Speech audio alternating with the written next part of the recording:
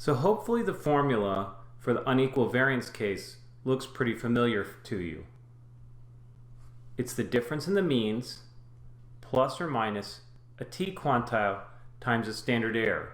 The standard error is calculated assuming there's a different variance in each of the two groups.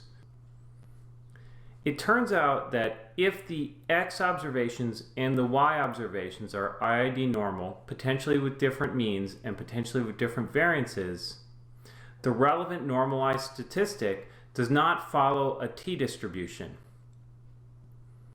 Instead, it can be approximated by a t-distribution where we choose a rather elaborate formula for the degrees of freedom.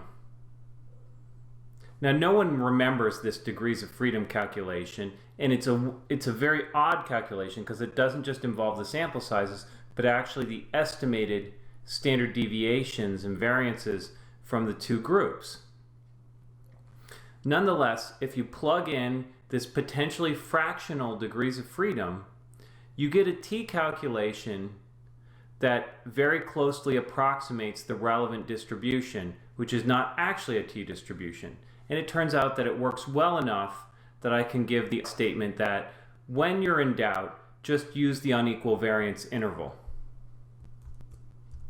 On this page, I simply show churning through the calculations for the oral contraceptive example from earlier.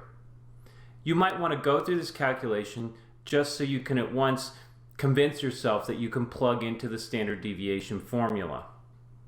Particularly, the degrees of freedom that you get in this case is 15.04.